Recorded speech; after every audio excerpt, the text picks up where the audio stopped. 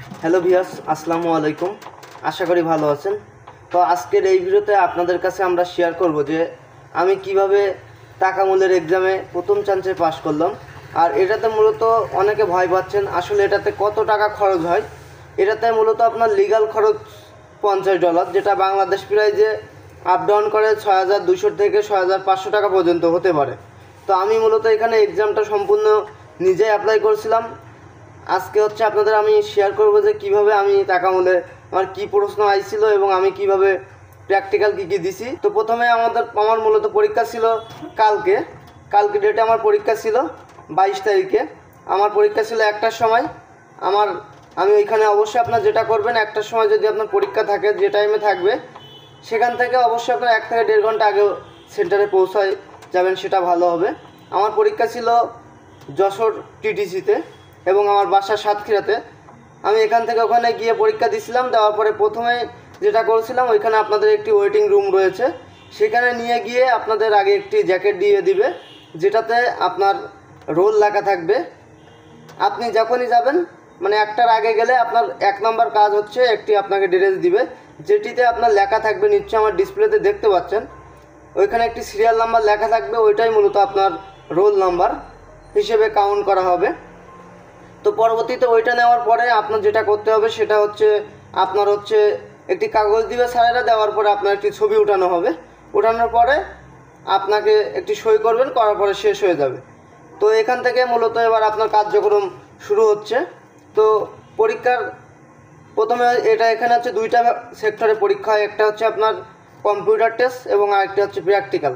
তো কম্পিউটারে আপনার মোট প্রশ্ন আসছিল আমাদের 15টি এবং সময় ছিল 30 মিনিট। তো ওইখানে আমি গেলাম, যাওয়ার পরে আপনার অনেক এজেন্সি যে আপনার 130টা 100টা প্রশ্ন দিছে, তার ভেতর থেকে একটাও প্রশ্ন এখানে আসি নাই।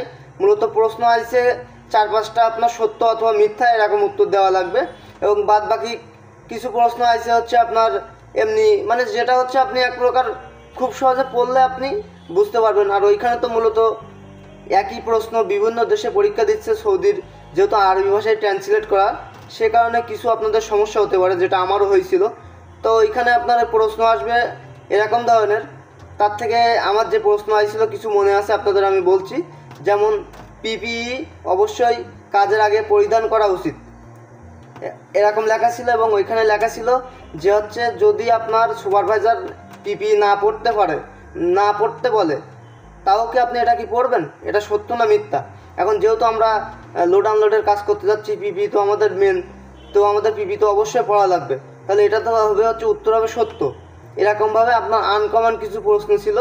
আর এখানে আপনি কারোর দিকে ডান দিকে বাম দিকে কোনো দিকে তাকাতে পারবেন না, সোজাসুজি আপনার পরীক্ষার একদম সামনে কম্পিউটার রয়েছে, 30 মিনিট সময় পাবেন আপনি। ওই 30 মিনিটে আপনার প্রশ্নের দিকে মনোযোগ দিয়ে উত্তর দেওয়া লাগবে। তো তারপরে যেটি হয়েছিল, ওইখানে আমার পরীক্ষা দেওয়া শেষ। পরবর্তীতে আমি চলে গেলাম যেখানে প্র্যাকটিক্যাল পরীক্ষা হয়। ওইখানে একবারে আপনাদেরকে 5 জন অথবা 10 জন, যে হলে যেমন ধারণ ক্ষমতা সেই অনুসারে স্যাররা নিয়ে থাকেন। তো সেখান থেকে আমাদের যেটি করছিল, ওইখানে দেয়ালের গায়ে আপনার কিছু কিছু লেখা ছিল সিরিয়াল নাম্বার।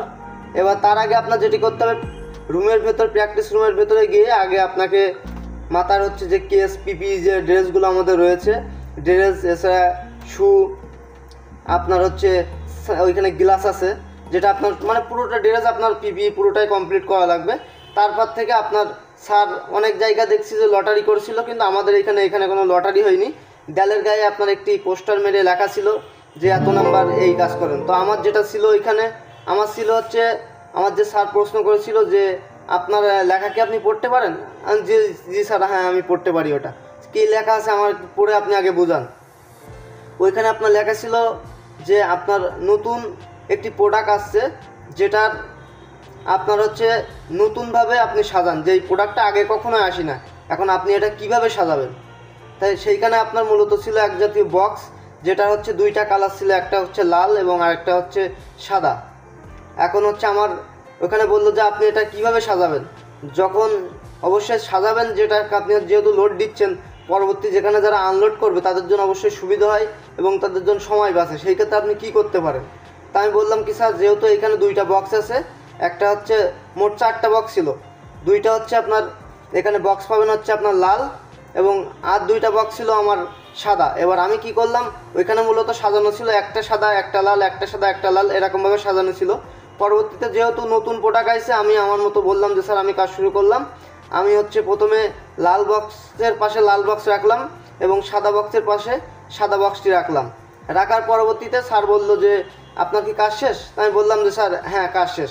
তা বলছে যে আপনি হচ্ছে, আমি তো এখানে দিছিলাম একটা সাদা একটা লাল, আপনি আবার কিসের জন্য 2টা সাদা একটা লাল করে দিলেন?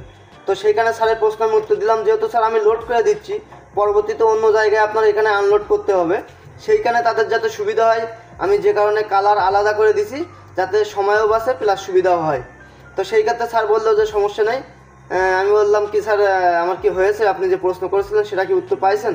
স্যার বলছে হ্যাঁ ঠিক আছে। তা আমিও তার কাছে শুনলাম যে স্যার আমি কি পাস করছি নাকি? তা স্যার বললো ইনশাল্লাহ অপেক্ষা করেন, আশা করা যায় ভালো কোনো কিছু আসবে। তবে তারপরে স্যারের হচ্ছে সালাম দিয়ে আমার পরীক্ষা শেষ, আমি চলে আসলাম।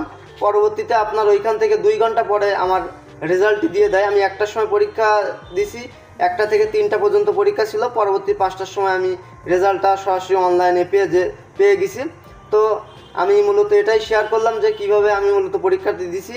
এখানে কোনো আমি দালালও ধরি নাই, কিন্তু দালাল অলরেডি আমার কাছে ফোন দিছিল, দিয়ে বলছিল যে আপনি যদি এটা না পারেন সেই ক্ষেত্রে আমাদের মাধ্যমে যদি কন্ট্যাক্টে করেন তাহলে 25,000 টাকা লাগবে। তো আমি বলছিলাম সেটার আমার 25,000 টাকা তো আপনার দিয়ে আমি কাজটা করাবো না, আমি আপনার দরকার আরও 4-5 বার পরীক্ষা দেবো, কিন্তু আপনার এখানে কোনো টাকা আমি দেবো না। এবার পরবর্তীতে অনেকে মনে করেন যে জানেন না, আপনার কম্পিউটার হয়তো ভালোভাবে কাজ করতে পারেন না, তো ওইখানে আপনার 2-1 দিন আপনি একটু প্র্যাকটিস করলে আপনি কম্পিউটারে জাস্ট ওইখানে টিক মারা লাগবে, মাউসটা একটু ক্লিক করলে আস্তে আস্তে আপনি এটা শিখে যাবেন, সমস্যা নেই। এখন হচ্ছে আমি আজকে এটাই মূলত শেয়ার করলাম যে কীভাবে আমি টাকা আমাদের সার্টিফিকেটটা কোনো দালাল ছাড়া আমি পেয়ে গেলাম। তো এর পরবর্তী ভিডিওতে আপনাদেরকে আমরা দেখাবো কীভাবে আপনারা যারা নতুন সৌদি আরবে যেতে চান তাকামুল সার্টিফিকেট ছাড়া কিন্তু যেতে পারবেন না। তো তাকামুল সার্টিফিকেটটা আপনারা কীভাবে অ্যাপ্লাই করবেন পুরো A to Z আপনাদের আমি দেখিয়ে দিব। যদি ভিডিওটা ভালো লাগে, যদি কোনো প্রশ্ন থাকে অবশ্যই কমেন্ট বক্সে আপনারা কমেন্ট করতে পারেন, আমি আপনাদের প্রশ্নের উত্তর দেবো। সবাই ভালো থাকেন, সুস্থ থাকেন, আসসালামু আলাইকুম।